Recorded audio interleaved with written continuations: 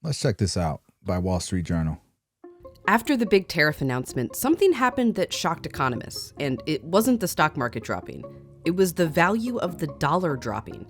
Usually in times of market turmoil, it increases because... So if you guys don't know, right now the dollar has dropped by like 10% in the last year, which has been concerning to some people. Investors are flocking to the U.S. for safety. We saw exactly the opposite. Money fled from the U.S. for safety instead of to the U.S. for safety for the first time in my memory. That was a sign that something was getting different and that people weren't just shifting between U.S. assets. They were getting nervous about U.S. assets. And that was unprecedented and something that woke up, I think, a lot of people about the issues associated with the debt.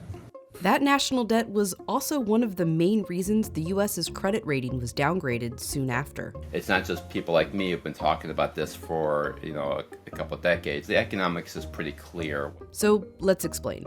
If the national debt is concerning, when do we have to be seriously worried about it?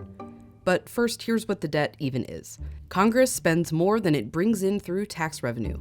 For 20 years, we've had a budget deficit.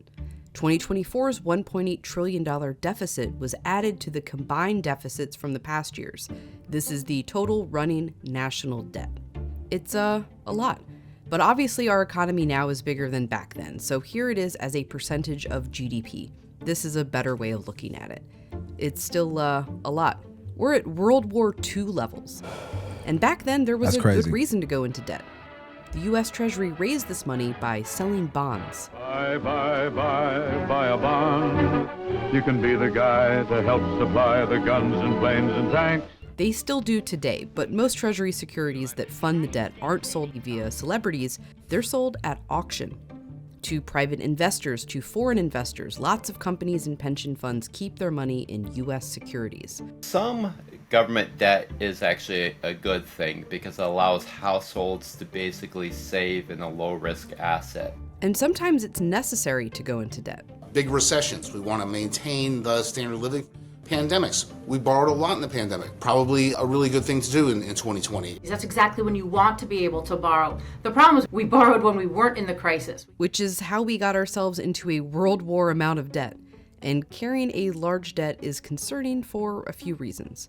For one, that's a lot of investors' money going to the government and not these other places. When they buy a treasury security, they don't buy a corporate equity and give the money to a corporation to invest.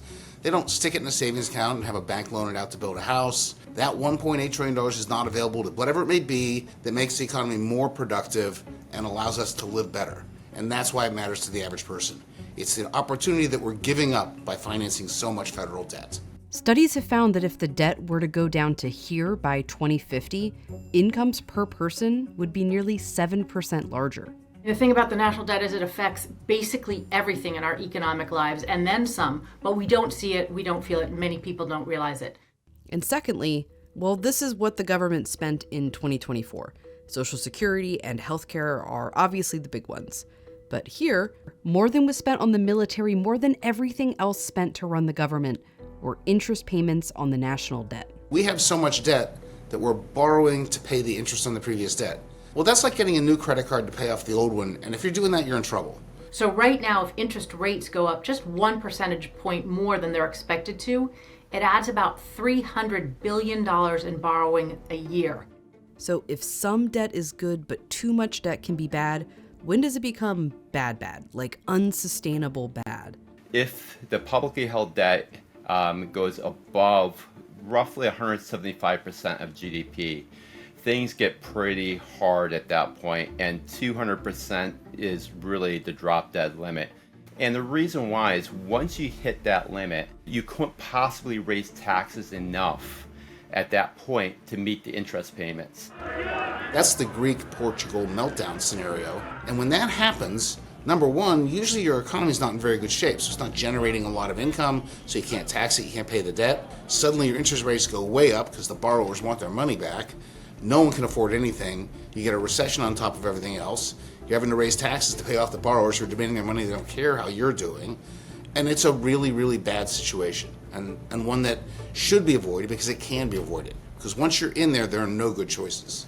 So we did this as an outer bound exercise, but some people ask, when could things unravel before that? And the answer is, It could be tomorrow. As soon as capital markets believe that Congress and the president are not going to get their act together, everything unravels, and it unravels very quickly. Sure, this could be triggered when we just objectively borrow more than we can pay back, but whenever investors feel that the US isn't the safest place to put their money, they demand a higher interest rate. That's what happened after the tariffs when the dollar went down. Dollars are only valuable if you want to hold something that you buy with dollars, and that would be treasuries. And since the US Treasury has always paid its debt and interest on time, the US securities are considered the least risky investment, so they have the lowest interest rate of anything else on the market. So if interest on a US security goes up, so do mortgages. So do even the safest AAA rated corporate bonds.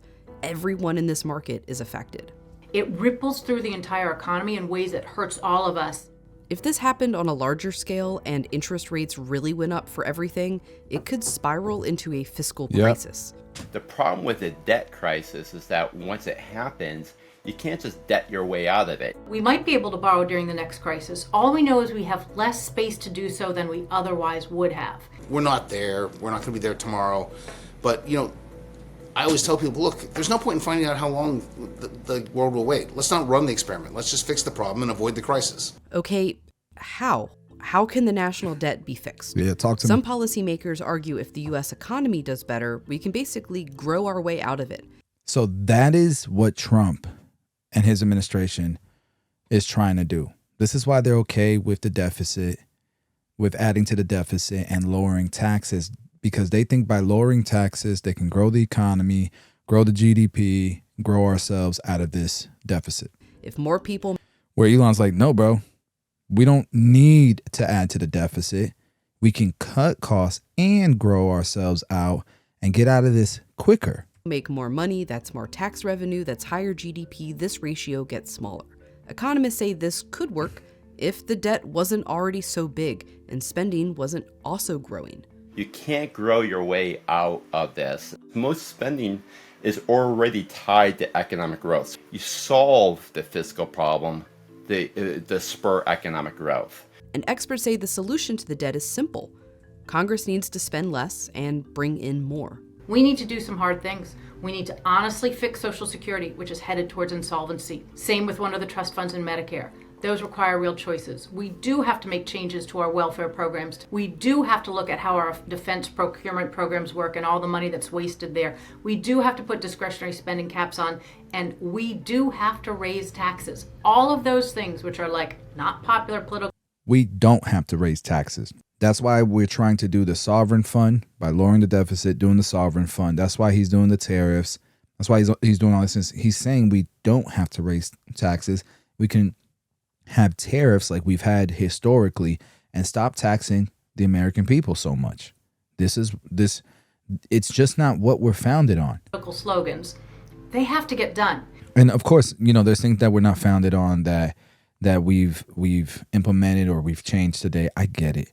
All I'm saying is we do not have to tax the hell out of people. When I look at different states, and I know they're small, it's a different scale, and I see what they're doing. If we had more politicians who thought with their business cap on, even though they've never owned a business, most of them never owned a business in their entire lives, we probably could grow substantial revenues outside of taxing our citizens to get out of this deficit. That's what I believe. We need a grand bargain that says We've been taxing the shit out of Americans for a long time, and we've been increasing it. But then the deficit keeps increasing. We don't trust these politicians, bro. everything's on the table. It doesn't have to be draconian, but it does have to be different than what we're doing now. So is the debt bad? That's what we're doing, right? It's not until it suddenly is. Okay, that didn't really help. Not until it suddenly is. But I got a little bit of a summary here. So what is the U.S. national debt? It's the total amount of the government owes from borrowing money to cover its budget deficits. In simple terms, the government spends more than it makes, and the debt piles up year after year. How is it funded? The U.S. Treasury borrows money by selling bonds to investors. These include banks, foreign countries, and pension funds. Current situation is that the debt is now as high relative to the size of the economy as it was during World War II. And just so you guys know, income taxes historically were only in place during world wars, and then they were paused, or I shouldn't even say paused. It's not even paused. They were stopped because it wasn't a normal thing. Now it's been normalized, even when we're not in wars, because we put ourselves in a bunch of things, and there's definitely reasons to do it, but there's definitely reasons that were not worth doing. And so when does this debt become a problem? When it slows the economy. And we're starting to see little tiny signs, but we've seen little signs almost every year, it seems like, since we've been in this deficit. So it slows the economy because money that could fuel businesses or home loans is instead tied up in government debt. Think about it. If we weren't paying as much as we're paying, trillions of dollars in debt every year, we'd be doing great. We'd be doing really great. We don't need to grow so much. Like, we can grow and pay off debts so that we can grow even more in a few years. Experts say shrinking the debt could make Americans 7% richer by 2050. We won't be alive, damn it. Huge interest payments. The government spends more on debt interest than on the military, and the military is our biggest asset.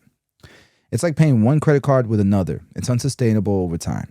And so rising interest rates hurt more now. Every 1% rise in interest rates add $300 billion in annual cost. Every 1% rise in interest rates adds $300 billion in annual costs. When debt gets bad at 175%, 200% of GDP, we may hit a point where tax increases alone can't keep up with the interest payments. A debt crisis could mirror what happened in Greece or Portugal. I don't think that'll happen, but it could. But a debt crisis could mirror what happened in Greece or Portugal, where high taxes, economic pain, and loss of investor confidence happened. If markets stop trusting the U.S. to manage debt, well, borrowing becomes more expensive for everyone, home buyers, businesses, and the government. And so here's some possible solutions, because we didn't really hear too much of that in that video. That's that we need to spend less and bring in more tax revenue. Well, Elon wants to spend less. Trump wants to bring in more revenue, but he doesn't want to do it through taxes. We need to reform Social Security, Medicare, and welfare. We need to cut waste and defense spending. We need to cap discretionary spending. We need to raise taxes, is what this is saying. You could. I don't see tariffs in here. But ideally, a grand bargain where all sides compromise. And I don't mind that. Like, all sides need to compromise. And that's the problem. We're not getting that. People don't want to cut Medicare. People don't want to cut all these social programs. They don't want to cut nothing on all sides. They all have their agendas. But here's some counterpoints. Not all debt is bad. It gives people a safe way to save money. It's helpful in crisis, right? Borrowing during emergencies like COVID-19 can stabilize the economy. And that's one thing that I mentioned in the past. If we were still on the gold standard, the pandemic could have been way worse. You know how many people would have lost their businesses, would have been homeless, all these things, if we couldn't have just printed the money? So it's helpful in crises. The U.S. debt is still trusted. I mean, investors still see U.S. bonds as one of the safest assets, if not the safest. We're not in a crisis yet. We're below the danger zone, but space to borrow is shrinking, obviously. Economic growth could help. If the economy booms, the debt becomes more manageable, but that alone may not be enough, right? So I really, this really broke it down for me. I hope it helps you guys out. Where do you guys stand? How do you guys feel about the debt crisis?